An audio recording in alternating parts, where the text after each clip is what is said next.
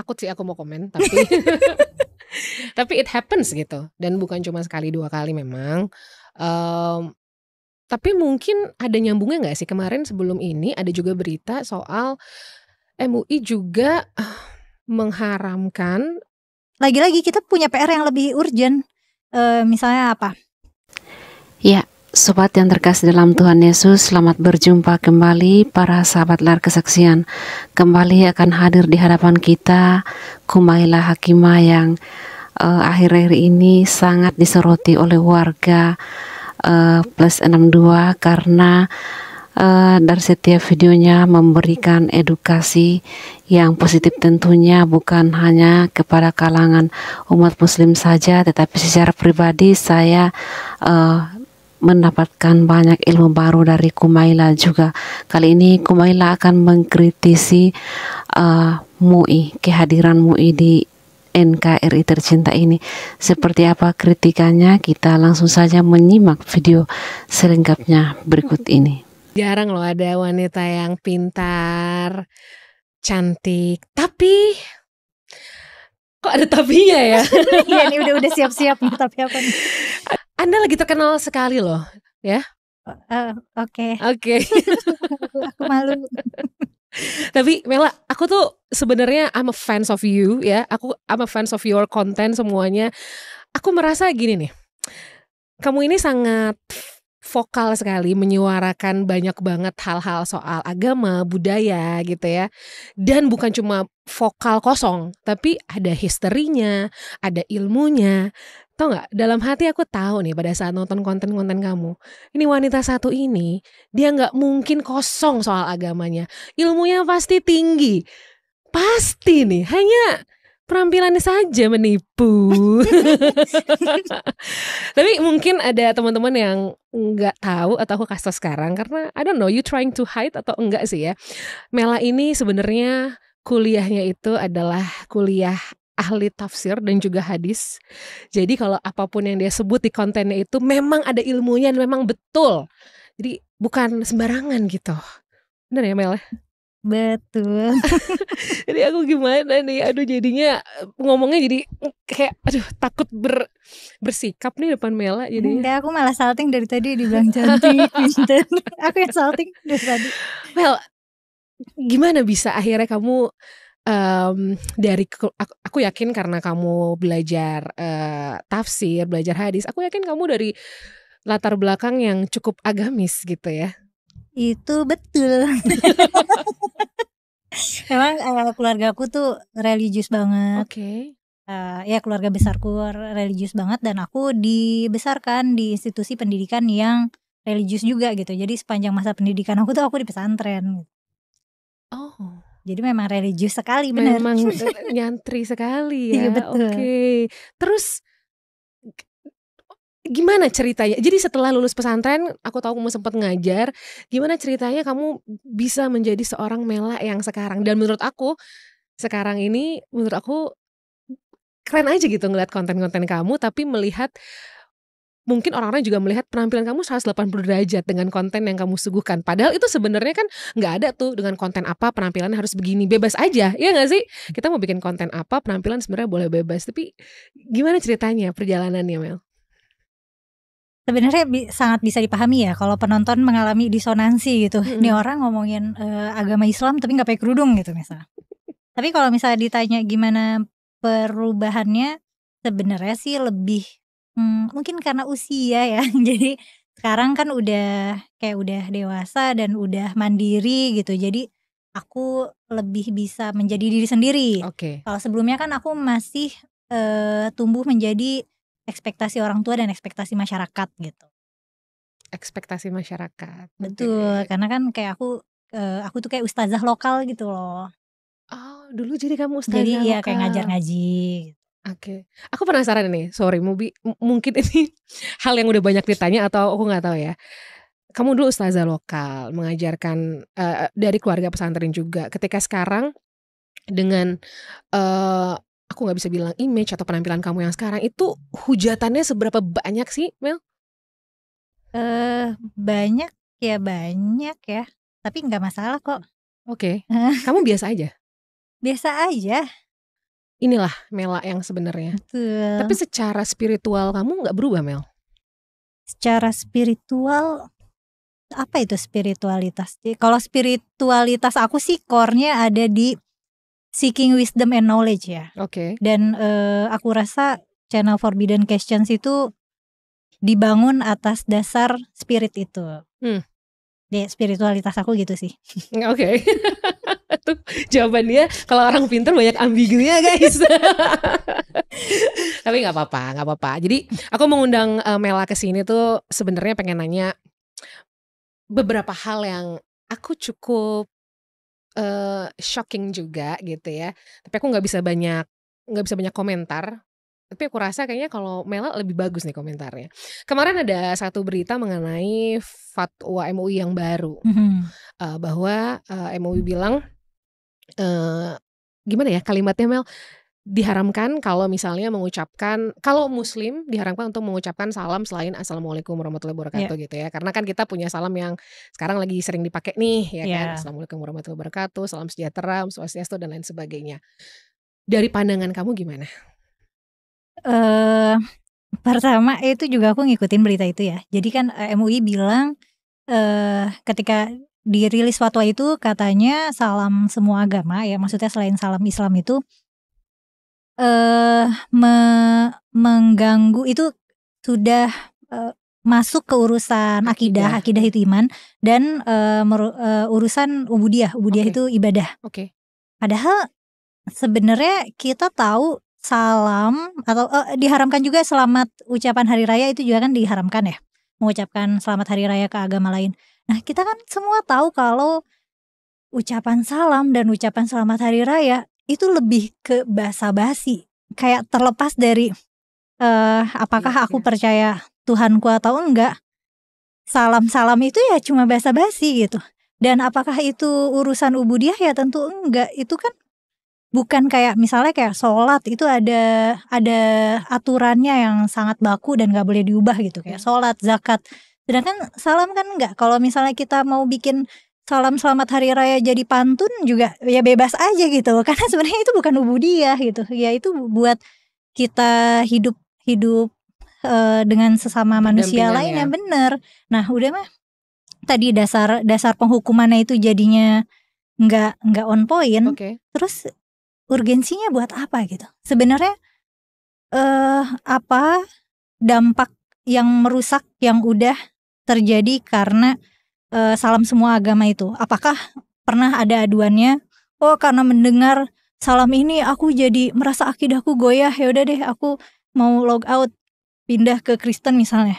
Kan kita nggak pernah dengar cerita yang sekonyol itu gitu. Kalau ada orang mau pindah agama biasanya punya alasan yang lebih fundamental gitu, atau alasan yang lebih emosional daripada alasan gara-gara basa-basi itu.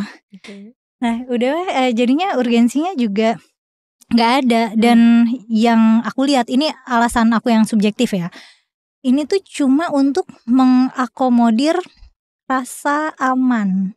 Rasa aman buat siapa? Rasa aman untuk merasa eksklusif.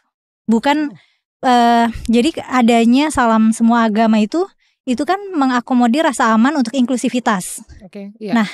Dan orang yang merasa aman dengan eksklusivitas itu merasa terancam gitu. Jadi kayak wah nggak boleh nih digabung-gabungin, ini takutnya mencemari gitu.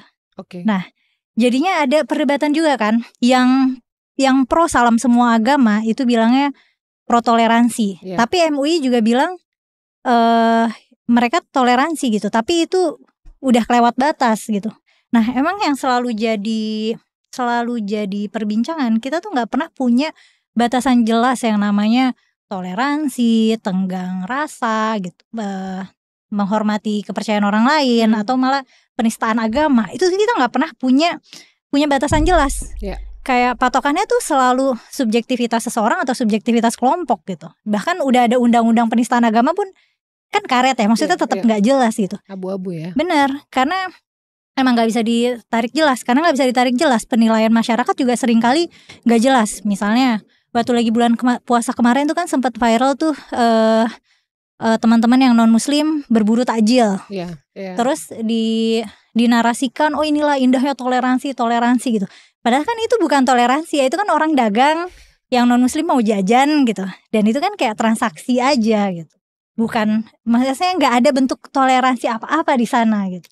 Kita tuh padahal hari-hari dalam keadaan ya sosial masyarakat di Indonesia ini kita punya banyak banget PR toleransi. Kayak belum lama kan ada tuh kayak temen Katolik yang dia berdoa di rumahnya digeruduk RT, kayak itu kan nggak jelas ya. Harusnya yang diurusin tuh yang kayak gitu. Kalau misalnya mau ngurusin toleransi itu nggak usah ngurusin mengharamkan salam semua agama yang sebenarnya nggak ada urgensinya. Harusnya ya itu aja, haram menggeruduk rumah temen agama lain yang lagi berdoa di rumahnya malah ya. Itu yang lebih yang lebih ada urgensinya gitu. Takut sih aku mau komen, tapi tapi it happens gitu, dan bukan cuma sekali 2 kali memang. Tapi mungkin ada nyambungnya nggak sih, kemarin sebelum ini ada juga berita soal MUI juga mengharamkan, karena kemarin ada beberapa biksu yang hadir di masjid, dan mereka diterima oleh salah satu pemuka agama di masjid tersebut. Terus karena diterima dengan baik, dikasih makanan, diterima gitu kan sebelum Waisak ini, terus mereka mendoakan di dalam rumah ibadah. Yang mendoakannya biksunya itu. Biksu itu, tapi doanya di masjid, mendoakan gitu. Nah itu juga dikritik tuh. Menurut Mela gimana? Katanya nggak boleh untuk berdoa di tempat agama, ada agama lain yang berdoa di masjid. Ribet ya, itu aku nggak ngikutin. Ada. Tapi kayak, nah itu kayak ngapain sih ngurusin itu kan tidak menyakiti siapapun gitu. Malah itu kan ya bagus. Nah karena kita lagi-lagi kita punya PR yang lebih urgent. Misalnya apa? Menurut aku urgent juga. Oh ini komplain soal suara toa masjid. Itu kan mengganggunya jelas ya. Misalnya ada keluarga yang misal punya bayi gitu, atau mereka butuh, atau misalnya konten kreator independen yang tappingnya di rumah nggak punya pengedap suara gitu, pengen kerja nggak bisa gitu karena nungguin azan. Kan di satu komplek misalnya masjid banyak, azan banyak nih, saut-sautan gitu, dia nggak kerja. Maksudnya kayak polusi suara itu gangguannya nyata gitu. Tapi untuk menerima feedback itu nggak bisa gitu. Atau setiap tahun, setiap musim Natal tuh pasti ada aja tokoh Islam gitu yang ngeribetin masalah itu gitu. Kayak haram ya buat teman-teman muslim ngucapin selamat Natal misalnya. Padahal kan kayak nggak ada ininya. Atau ini tapi ini secara sistemis juga terjadi ya, karena misalnya ada warung yang buka siang-siang buka puasa gitu. Terus ditertibinnya tuh berlebihan gitu. Padahal kan kita tahu nggak semua orang puasa. Bahkan orang Islam sendiri nggak semuanya puasa. Misalnya ada yang sakit, ada perempuan hamil atau perempuan yang mens, ada anak kecil gitu. Tapi kayak penertibannya berlebihan gitu. Jadi kayak seolah-olah secara sistemis tuh agama, masyarakat beragama yang boleh thriving tuh kayak agama mayoritas doang gitu. Padahal kan itu jadinya menyalahi prinsip kita yang paling core gitu. Ya Bhinneka Tunggal Ika gitu, yang kalau secara konsep kan Bhinneka Tunggal Ika tuh sangat modern ya, kayak mengusung inklusivitas gitu, dimana di segala belahan dunia lain itu nih yang nilai moral dan etika yang orang-orang lagi pengen bentuk gitu, inklusivitas itu. Nah kita di sini ngapain? Maksudnya ada MUI ngurusin ini biksu nggak boleh berdoa di masjid gitu. Tapi ada gak sih sejarah dalam historinya? Kamu kan belajar banyak sejarah agama muslim dan aku kurang paham ya. Di masa-masa dulu mungkin ada masjid yang mempersilahkan agama lain untuk bisa beribadah gitu. Misalnya karena mungkin perang atau karena apa. Itu ada gak sih ceritanya? Sebenarnya kalau misalnya ngikutin sejarahnya, masjid tuh selalu jadi pusat peradaban ya. Kalau kita ngeliatnya sekarang kan masjid emang tempat sholat gitu, tempat ceramah. Kalau dulu tuh tempat peradaban, fungsinya bisa ditumpuk sama sekolah, fungsinya ditumpuk sama rapat gitu, sama banyak kegiatan lain gitu. Jadi orang non muslim ada urusan ke masjid itu biasa gitu. Karena mungkin masjid tuh jadi kayak apa ya? Kayak kalau alun-alun mungkin nggak serius ya, kayak balai. Iya, pusat ya, Iya center benar, gitu ya. kayak pusat peradaban tuh di Iya, masjid iya. Oke. sebenarnya. Nah, terus kalau misalnya majelis ulama, untungnya majelis ulama ini nggak terikat hukum ya. Jadi itu kan sebenarnya majelis ulama Memberikan ini aja ya. guidance Iya. buat komunitas muslim. Meskipun aku tuh jadi sering banget ngerasa otoritas MUI tuh kayak overrated banget, karena fatwa-fatwa yang dirilis tuh tidak fokus, tidak berorientasi pada dampak gitu. Yang mau dituju apa sih gitu? Apakah yang mau dituju ini kemanusiaan atau perdamaian? Ya, yang kita lihat enggak, karena yang diurusin tuh kayak receh-receh gitu. Misalnya namain makanan pakai menu-menu yang serem-serem, itu haram. Itu pernah loh, kayak ada es pocong, mie setan, itu nggak bisa dapat label halal gara-gara nama menunya lucu-lucu hantu gitu. Ada. Itu kan iya benar, itu kan konyol sekali. Maaf aku nggak tahu, tapi ada. Banyak fatwa-fatwa konyol MUI yang bikin aku sering mempertanyakan, ini tuh mau menjadi petunjuk umat tapi buat apa gitu. Emang kalau ulama di pendidikannya itu kita tuh dikasih kayak framework buat gimana nih kerangka pikirnya untuk memproduksi fatwa gitu.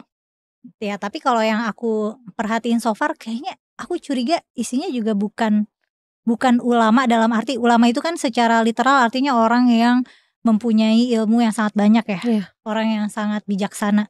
Ya aku jadi curiga karena outputnya kayak gitu, mungkin ya aku jadi ya kayaknya talent MUI ini questionable juga jadinya. Menurut kamu? Ya, untungnya nggak terikat hukum ya. Misalnya kita ngucapin Om Swastiastu terus di penjara kan nggak lucu gitu.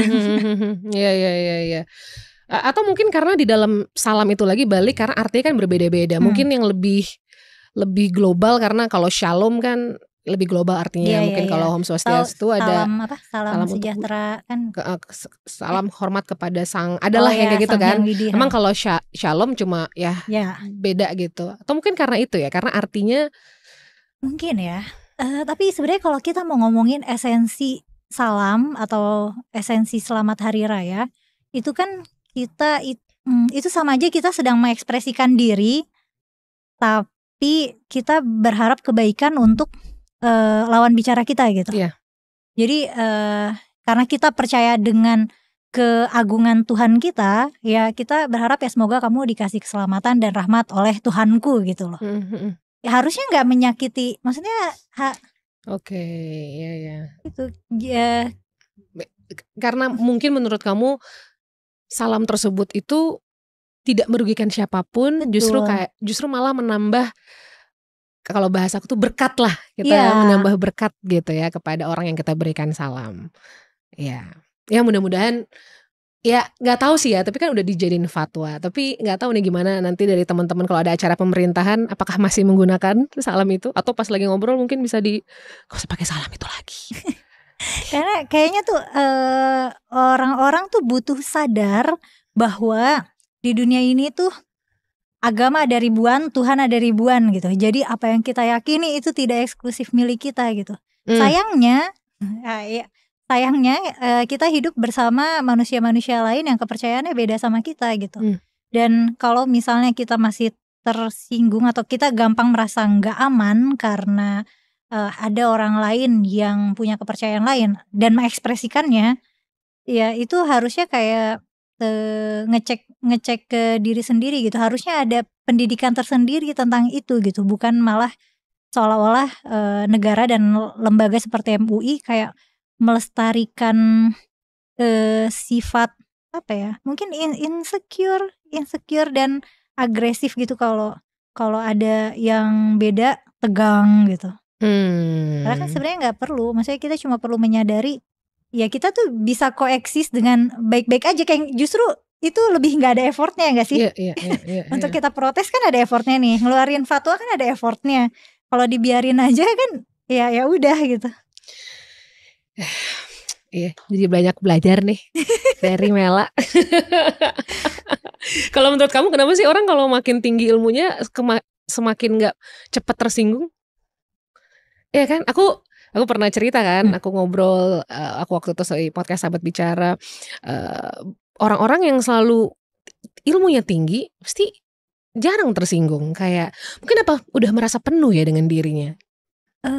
Kalau aku mikirnya mungkin karena udah menerapkan prinsip untuk detach atau melepaskan kelekatan antara mana yang merupakan diri kita sebagai identitas dan mana yang merupakan gagasan gitu. Jadi apa yang merupakan gagasan aku itu bukan identitas aku dan bukan emosi aku gitu. Jadi jika gagasanku diserang, aku nggak ngerasa sakit hati. Oke. Dan jika karena mengeluarkan gagasan aku, kepribadianku diserang, gagasan aku tidak tersakiti, dia tetap tidak berubah gitu. Iya, dan untuk pemahaman seperti itu butuh ilmu tinggi. Bener dong? Iya, butuh kebijaksanaan dan kesadaran.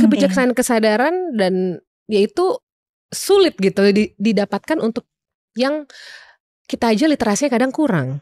Benar. Itu sebenarnya butuh ngelatih nervous system ya. Butuh mungkin sering-sering ngasih jarak antara reaksi dan aksi gitu. Oh, oke. Gimana tuh Mel? Jadi kayak kalau kita dapat sesuatu nggak langsung kesamber gitu ya berarti? Iya benar-benar ngasih jarak dulu, kayak kenapa aku marah ya dia bilang gini gitu. Padahal kan itu kenyataan misalnya, atau hal paling receh misalnya aku gendutan misalnya, terus ada teman aku yang bilang wah Mela gendutan gitu, terus aku tersinggung, terus aku kenapa aku tersinggung ya, kan benar aku gendutan gitu. Atau bisa jadi aku nggak gendutan tapi dia ngelihat aku gendutan, kan sebenarnya nggak apa-apa gitu. Jadi kayak ngasih jarak dulu gitu. Iya benar sih. Iya, biasa kalau orang ngomong gendutan iya emang gitu. ya apa boleh buat, memang belakangan ini aku sedang menikmati hidup gitu. Tapi kamu menurut kamu nih ya, ini oke, ngomongin agama jangan banyak-banyak Mel, nanti saya salah ngomong sulit nih Mel ya, tolong. Kita ngomongin perempuan. Oke. Perempuan di Indonesia ini kita memang hidup dengan budaya patriarki lah ya. Oke. Kamu terganggu nggak dengan itu? Dulu mungkin waktu masih remaja dan berbahaya.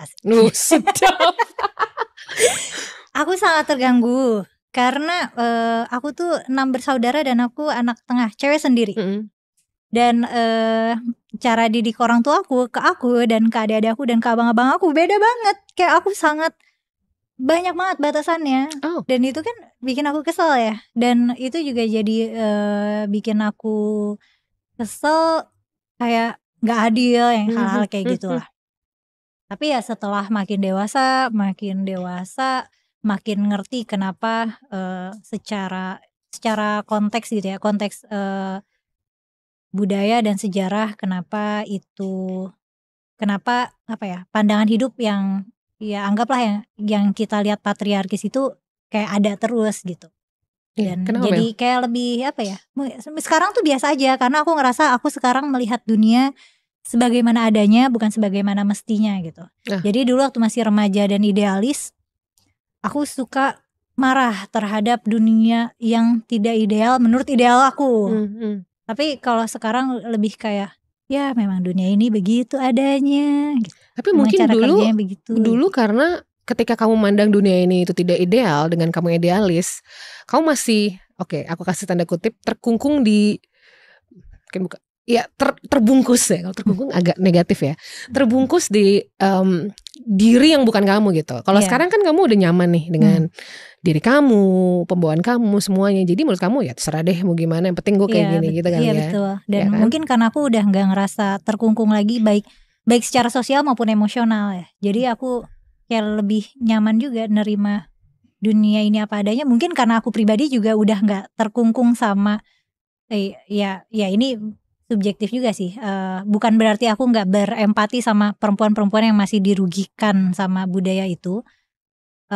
Ya tapi aku udah gak seberapa aku udah gak terdampak lagi aja. Gak terdampak secara emosional ya. Meskipun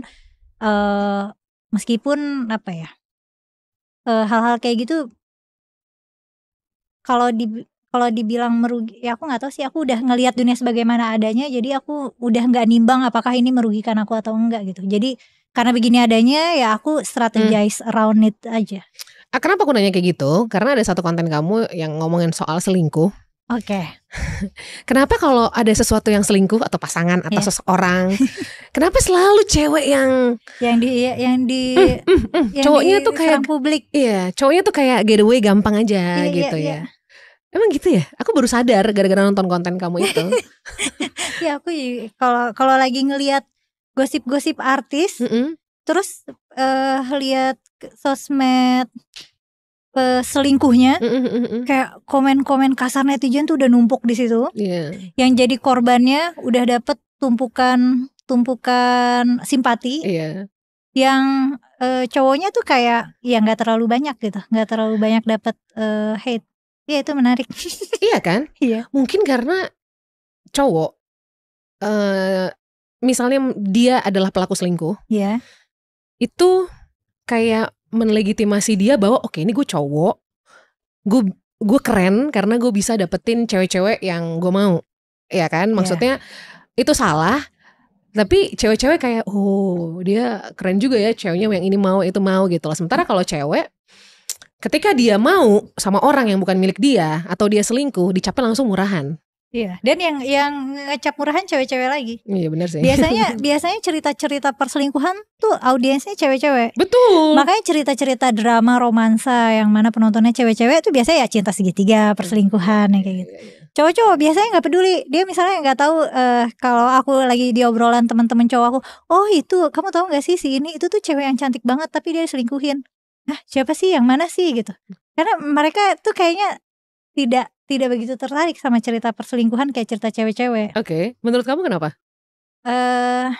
Karena di perempuan tuh ada biasanya di ilmu sosial tuh disebutnya intrasexual competition. Jadi kita tanpa sadar kita ngelihat perempuan lain tuh sebagai kompetitor. Kalau misalnya ada peselingkuh, kita ngelihat itu kompetitor yang curang. Dan kita cewek-cewek bakal ke-trigger banget kalau misalnya ada cewek yang curang karena itu karena jadi merasa terancam gitu. Masuk akal. Sementara cowok nggak gitu ya. Cowok kayak berbeda, makanya tadi gue bilang kan. Iya, cowok secara natural, biologis lah kita bilangnya, dia adalah seorang hunter gitu ya. Jadi kayak normalize gitu. Iya, jadi kayak somehow justified gitu. Dan makanya mungkin poligami di cowok tuh ya to some extent kayak justified juga gitu. Sedangkan kalau misalnya cewek kalau cewek punya selingkuhan tuh kayak udah kayak udah langsung harganya jatuh banget. Dan soal harga kayak cewek doang yang punya price tag. Gak ada tuh yang ngomongin harga diri cowok. Tapi kalau harga diri cewek itu banyak banget variabelnya. Ya pakaian, ya make up, ya cara dia ngomong, sama siapa dia bergaul gitu. Dia suka cewek yang kayak gimana, apakah dia diurus bapaknya dengan baik atau dia punya daddy issues. Kayak banyak banget variabelnya. Tapi kalau di cowok gak jadi pembicaraan gitu soal harga diri itu. Bener sih, so sad. Tapi betul. Ya tapi itulah dunia yang kita tinggali. Kita sudah harus berdamai. Bener. Kan. Tapi kalau misalnya nih berandai-andai gitu ya, kamu ada dalam satu hubungan relationship atau kita bilang pernikahan gitu, and then pasanganmu nih, dia bilang ya aku mau menikah lagi misalnya gitu. Apakah kamu orang yang logis untuk menerima itu, logis atau langsung ya udah nggak bisa nih kayak gitu, bertentangan dengan diri kamu? Kalau emang iya kenapa, kalau enggak kenapa? Aduh, kayaknya kalau udah di dalam konteks romantic relationship, aku orang yang cukup manja dan needy dan aku butuh all of the attention. Oke, kamu nggak mau dibagi ya. Betul. Perhatiannya ya. Jadi kalau misalnya dia bilang dia pengen orang lain, ya udah sana cabut gitu.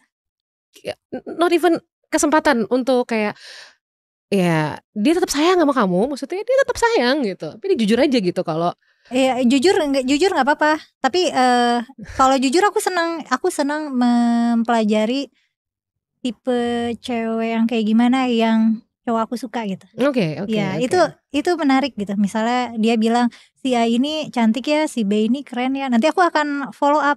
Kenapa menurut kamu dia cantik gitu? Karena ternyata yang kita lihat cantik kadang belum tentu cowok-cowok ngerasa gitu. Iya. Atau yang kita kira cewek ini keren, ternyata cowok ini ngerasa biasa aja. Jadi kayaknya persepsi cantik itu lintas gender beda gitu. Makanya mungkin ada nih selebriti cewek yang cantik banget, tapi kalau kita perhatiin oh iya ya basis fansnya cewek-cewek semua gitu. Berarti yang ngerasa dia keren dan cantik itu cewek-cewek gitu. Tapi ada juga selebriti cewek misalnya tapi basis fansnya cowok-cowok gitu. Nah itu juga jadi menarik buat aku. Ternyata persepsi cantik itu beda. Nah makanya aku jadi mencoba memahami cara melihat pasangan aku gimana dia menilai cewek gitu. Karena kan aku pengen dia ngelihat aku sebagai wanita yang anggun dan cantik dan menggemaskan gitu. Tapi untuk bisa dapat penilaian dia yang kayak gitu, aku kan harus tahu bagaimana cara dia menilai. Iya sih. Kadang memang cewek yang kita bilang ini cewek ini cantik biasa aja. Terus ada cewek yang menurut aku biasa aja. Iya benar. Terus dia bilang, ini cantik banget. Nih, ya ampun gemes banget. Iya benar. Yang mana ya sih gemesnya? Bingung gitu kan. Ini kan biasa karena aja. Ada yang namanya cewek tuh ada sex appeal, kita bisa bilang gitu. Dan cowok tuh langsung connect gitu. Iya, itu yang gak kita bisa lihat sesama cewek mungkin. Jadi yang menurut kita seksi banget, justru menurut cowok enggak yang seksi banget, yang menurut kita biasa aja gitu. Karena mungkin sinyal seks kita enggak, kalau untuk yang heteroseksual enggak nyala gitu. Kita enggak lihat kalau misalnya itu tuh sexually attractive gitu. Bener. Tapi kan sekarang banyak orang-orang yang menganut pasangan yang apa sih ya sebutannya itu, aku lupa ya sekarang tuh. Pokoknya mereka non-eksklusif monogami atau apalah gitu ya. Yang kayak poliamori iya, jadi ini kita ngomongin mereka berpasangan tapi mereka boleh juga punya pasangan lain. Pokoknya gitu lah ya. Open relationship open relationship ya. Tapi versi ya begitu deh gitu. Yang satu dia setia banget ya. Tapi kamu percaya gak kalau manusia itu emang bisa monogami gak sih? Atau kan sekarang bisa monogami atau bisa poliamori? Maksud kamu maksud aku, apakah menurut kamu mungkin manusia itu bisa monogami? Karena manusia itu kan hasratnya tidak terbatas, ya kan menurut aku. Yang membatasi diri sebenarnya kita tetap bisa sendiri, benar, kan? Kita tetap bisa tertarik sama orang lain. Betul. Meskipun kita punya hubungan sama seseorang. Yang menahan kita adalah diri kita sendiri, status-status sosial kita, ya kan sebenarnya. Dan nggak mau nyakitin orang lain. Ya, jadi menurut kamu bisa nih menjadi monogami manusia-manusia itu sebetulnya? Sebenarnya arahnya, maksudnya arah peradaban itu jadi lebih ke monogami sih. Kalau misalnya gaya hidup ya. Tapi apakah itu menghentikan kita untuk tertarik sama orang lain? Sebenarnya enggak. Tapi kalau secara gaya hidup, mayoritas orang pilih monogami tetap. Iya sih. Terutama kamu ya. Kamu iya benar. Kamu apa sih bintangnya? Bintang. Oh iya pasti kalau di sini. Oh gitu. Oh iya. Oke. Aduh aku nggak tahu nih bakal dijudge apa karena bintang aku nih, aku gugup. Aku Aquarius. Kenapa dijudge? Ya karena kayak nggak tahu basisnya apa tuh ya astrologi. Tapi tahu-tahu oh pantesan aja Aquarius. Aku salah apa?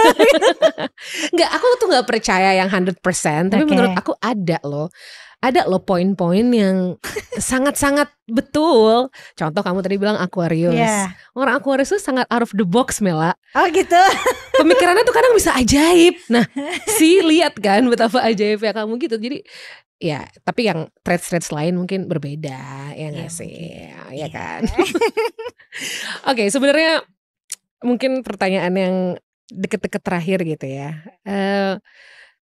Sebentar, aku mau ini dulu. Satu komen yang paling tajam yang pernah kamu terima di your media sosial tuh apa sih yang kayak wow gitu? Mungkin kamu nggak sakit hati, tapi ini luar biasa komennya. Ada satu komen yang bikin aku sakit hati kayak gitu. Oke. Jadi ya gimana cara ngomongnya di sini? Nanti aku tit kalau terlalu parah. Oke. Jadi kalau misalnya dikatain kayak goblok, bodoh gitu itu biasa. Kadang-kadang aku dapat ancaman pembunuhan juga gitu. Serius. Pokoknya dikatain segala macam biasa. Tapi pernah yang aku agak kaget, dan ternyata aku kaget karena aku sakit hati. Aku kaget sama reaksi aku sendiri. Itu komentarnya gini, wah ini mah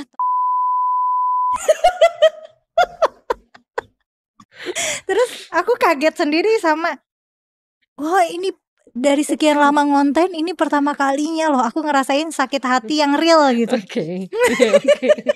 Bagus bukan durian ya. Tajem dong kalau durian ntar.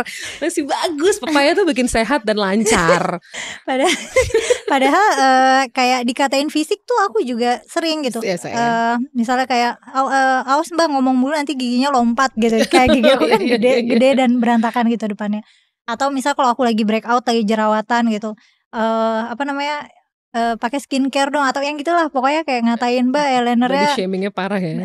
Eyelinernya miring tuh atau apa ya, pokoknya ada aja ya. Iya ada aja, terutama audiens TikTok sih. Kan Forbidden Question punya TikTok juga, tapi sekarang sih udah di ban ya, dan baru bikin akun lagi. Dan di situ tuh komennya aneh-aneh. Cuman yang komen pepaya itu ada di YouTube gitu. Jadi aku lagi sisir komen gitu kayak. Terus harusnya kamu pin ke atas.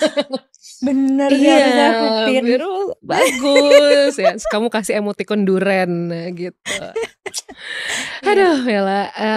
Kalau kamu bisa memilih pasangan hidup, ya kalau kita kan sekarang pasangan, pasti kita yang milih gitu. Tapi maksudnya kalau kamu bisa memilih dengan personality kamu yang sekarang, dengan ilmu yang kamu punya sekarang, sebenarnya kamu paling pengen punya pasangan hidup yang kayak gimana sih? Yang ganteng. Iya, itu Basil. Ganteng tapi kamu nggak boleh kemana-mana, mau nggak? Nggak, oke. Ntar. Sebenarnya tuh aku udah ngebuang apa ya? Dulu tuh kayaknya aku punya list aku pengen cowok kayak gimana. Tapi yang selalu kejadian adalah naksirnya tuh sama cowok yang di luar list gitu. Jadi kayak pikiran dan perasaan tuh nggak selalu align kalau udah urusan cinta-cintaan gitu. Jadi sekarang sih emang lebih aku simplify sih, asal secara fisik enak dilihat gitu. Aku nyaman ngelihat dia, nggak ada, maksudnya di fisik dia tuh nggak ada yang aku terganggu ngelihatnya gitu. Terus kalau ngobrol nyambung, nggak perlu pinter banget misalnya kayak pinter selevel lulusan S3 gitu atau kayak profesor. Yang penting kalau ngomong tuh koheren, kalau ngomong tuh logis dan nggak superstitious, itu penting sih. Oke. Ya, abis itu ya sayang sama aku sih. Sebenarnya kayak yang dibutuhin dari romantic relationship tuh rasa sayangnya sebenarnya, karena everything else bisa kita cari tempat lain, teman ngobrol bisa cari tempat lain gitu. Misalnya mau main, banyak peran dari pasangan yang bisa digantiin teman-teman. Tapi kan yang nggak bisa digantiin tuh kayak menye-menyenya itu. Nah, baby talknya, manja-manjanya. Jadi kamu bucin orangnya? I can say aku orangnya cukup hopeless romantic sih. Kayak aku punya idealization tentang ya apa itu cinta dan kasih sayang dan ya hal-hal kayak gitu lah. Yes, seorang Bella tidak terlihat. Oke, kamu sebenarnya berharap apa sih Mel di Indonesia, yang negeri yang kita bisa bilang adalah berbagai macam agama, dan jujur aku ngerasa potret Indonesia dengan berbagai macam agama itu tuh indah banget loh. Dan itu yang menjadi kita the strongest point of Indonesia di mata luar gitu. Walaupun mungkin memang ada yang mayoritas, tapi the beauty of banyak agama itu menurut aku justru indah ya. Aku bisa bilang begini nggak tahu karena aku bias, aku dari minoritas atau gimana gitu, tapi aku melihat itu indah banget gitu. Sebenarnya kamu berharapnya kita bisa get along kayak gimana sih? Bisa sampai, ini mungkin idealis banget, tapi aku harap bisa sampai tahap yang namanya clash urusan agama ya, baik itu beda agama atau kayak beda interpretasi agama gitu, beda aliran gitu, itu tuh udah bukan jadi hal yang menegangkan gitu. Kita bisa ngomongin apa aja, bisa nanya apa aja tanpa prasangka gitu. Dan kita bisa ngomong ke yang bisa diskusi lintas agama tanpa merasa kita sedang menjatuhkan atau merasa sedang membuktikan bahwa kita adalah yang benar, tapi lebih untuk tujuan saling memahami dan saling mengenal. Oke. Ya, tapi mungkin ini idealis banget ya. Tapi sebenarnya itu bisa di enforce sama pemerintah dan sama lembaga kayak lembaga MUI itu harusnya bisa enforcing itu sebenarnya. Betul. Dan aku ngelihatnya sih sebenarnya ya aku nggak tahu ini benar apa enggak, tapi kayaknya secara mentalitas orang Indonesia tuh kayak baik-baik dan lembut hati sebenarnya. Iya. Nah, cuman karena mungkin ada porsi besar kenaifan di situ, jadi mudah dikomporin. Nah, jadi sebenarnya tuh kompornya tinggal diganti aja sama yang sifatnya menyejukkan gitu. Dibanding kasih AC. Kasih AC. Oke, keren. Kompor gasnya ganti biar nggak meleduk, listrik lah gitu ya. Iya, jadi kayak nggak perlu meleduk-leduk lagi gitu. Nah, makanya harusnya yang jadi problem solvingnya MUI atau pemerintah itu ke hal-hal yang memang mengarah ke situ gitu. Nggak usah lah ngurusin urusan receh-receh kayak salam semua agama gitu. Yang bilang receh beliau. Saya diem aja. Gak mau disalahin. Mudah-mudahan ya, karena seperti yang aku bilang tadi, menurut aku sih itu kekuatan kita.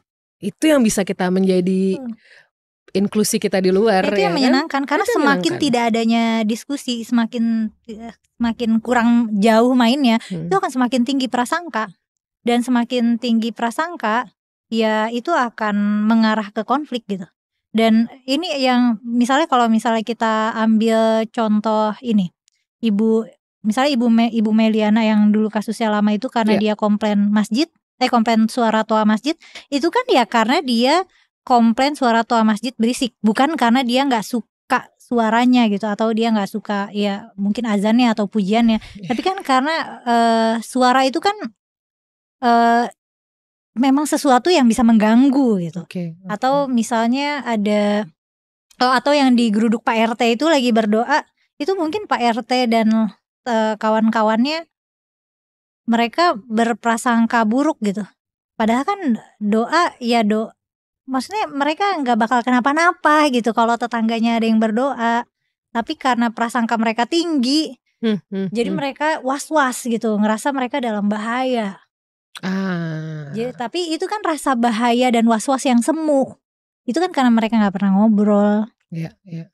Dan ada kan maksudnya orang yang selalu di lingkungan yang isolated dan homogen, itu bisa aja dia kayak lewatin gereja takut misalnya dia Islami yang Islam banget, dan mungkin sialnya dia diajarin kalau orang selain Islam itu tersesat atau jahat, dia bakalan was-was sama orang non muslim karena disangkanya ini adalah orang yang tersesat atau orang yang jahat gitu.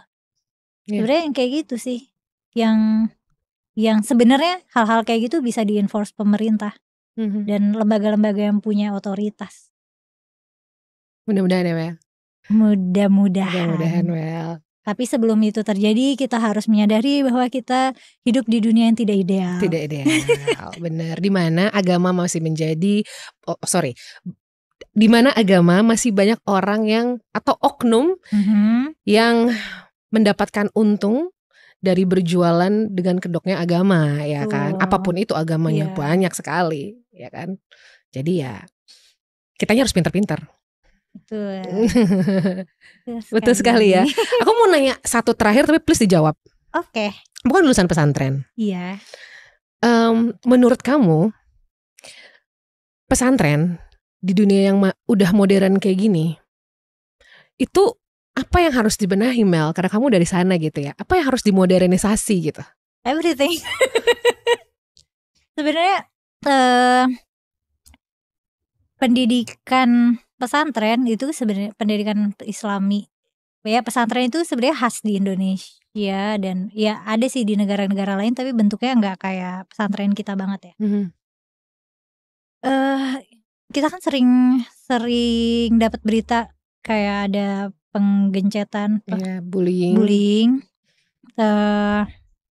kekerasan seksual, bullying, kekerasan seksual, Iya. atau misalnya masalah sanitasi dan gizi, itu sebenarnya Atau butuh korupsi juga mungkin. korupsi, itu sebenarnya butuh di revolutionize everything. Mungkin karena itu adalah sistem pendidikan yang bentuknya tertutup ya, Oke. dan minim pengawasan, jadinya pemilik institusi atau pemimpinnya itu jadi bisa bersikap abusif dengan aman gitu, karena nggak ada yang ngawasin. Iya. Dan kalau ada masalah di dalam pesantren, itu biasanya santrinya di-encourage untuk nggak ngelapor keluar, termasuk nggak ngelapor ke orang tua gitu. Oh. Karena kita punya kewajiban untuk menjaga nama baik pesantren Oke. gitu. Jadi ya PR-nya banyak sih. Tapi step by step-nya gimana nggak tahu ya. Itu butuh enforcement kebijakan pemerintah sebenarnya. Karena aku rasa pesantren itu adalah sesuatu yang baik sekali karena Bener, pendidikannya bisa menyentuh sampai bawah sekali gitu kan. bener. Karena aku sih ngerasa karena sepanjang pendidikan aku di pesantren, kayak hal terbaik yang bisa aku dapat ya dalam self development diri aku punya self disiplin yang bagus. Oke. Kayak ya mungkin karena dulu sehari-hari kita kayak apa ya, kayak jam 3 bangun, terus udah belajar bahasa, terus belajar ngaji, terus pagi sekolah terus ada sekolah siang ya, belajar agama gitu, nanti maghrib ngaji lagi, malam belajar, kayak isinya kayak belajar doang. Tapi kebetulan aku bisa bilang pesantren aku itu pesantren yang bagus ya, pesantren modern ya. Oke. Meskipun aku juga pernah di pesantren-pesantren tradisional. Nah ini juga masalah, aku pernah di pesantren-pesantren tradisional yang nggak ada sekolah formalnya, jadi kalau mau sekolah itu keluar. Nah biasanya sekolah-sekolah ini, tapi aku nggak bisa bilang jelek karena emang target muridnya itu adalah murid-murid yang nggak bisa afford sekolah formal. Oke, jadi memang pendidikan murah. agama di situ. Betul, memang pendidikan agama. Nah tapi dan makanan biasanya disiapin, tapi ya karena emang cost-nya murah, ya makanya misalnya kayak nasi doang sama kerupuk, itu kan isinya anak-anak yang masih masa pertumbuhan ya. Ya tapi ini mah menjadi masalah ekonomi sih. Iya. Udah gitu karena lagi-lagi karena kosnya murah, kayak sanitasinya juga nggak terjaga, yang ada pesantren jadi tempat terjangkitnya penyakit gitu ya, penyakit kulit dan penyakit menular lainnya gitu. Itu sih. Oke. Ya. Mungkin perlu ya tadi pengawasan pemerintah, dan juga kita kan mungkin kalau punya institusi pendidikan harus amanah juga ya Betul. kan, karena banyak kepala, banyak anak-anak yang menjadi tanggung jawab nih. Benar. Gitu. Dan gimana sih kita anak-anak kecil gitu yang sebenarnya masih butuh banyak porsi perhatian dan kasih sayang, kita nggak tahu nih, kita serahin aja ke orang asing gitu. Yang mana kan orang asing itu nggak punya kayak maternal atau paternal love feeling ya. Ya, jadi risiko dia dapat misalnya kekerasan dari gurunya itu sangat tinggi karena power imbalance-nya gede gitu. Santri-santri diajarin untuk menghormati ustadz dan ustazahnya dengan kehormatan yang tinggi gitu, sehingga kalau misalnya ada santri yang melakukan pelanggaran gitu dan pukulin sampai bonyok, ya itu jadi wajar gitu. Nah tapi kan sedih ya, maksudnya ini kan harusnya pendidikan agama, pendidikan pesantren yang harusnya mengajarkan pengampunan dan kasih sayang dan membentuk karakter gitu. Nah aku mikir juga mungkin circle-nya di situ, karena ini bukan rahasia umum ya kalau pesantren itu keras, guru-gurunya suka ngasih hukuman kekerasan, dan itu malah membesarkan anak murid menjadi pembuli. Ya jadi cycle kekerasan ada di situ gitu. Jadi apa yang harus diubah ya everything. Everything jawabannya. Sampai situ aja. Oke. Cukup. Aku takut ngobrol sama kamu panjang-panjang. Makasih ya. Iya. Ya, Bapak Ibu yang terkasih dalam Tuhan Yesus, seperti yang telah kita dengarkan bersama-sama, apa yang disampaikan oleh Mbak Kumala merupakan suatu fakta yang tidak terelakkan lagi. Bagaimana mungkin umat Kristen ini sangat banyak dikritisi oleh MUI tanpa menyadari keberadaan non-Kristen juga sangat berdampak kurang baik terhadap ketenangan umat Kristen.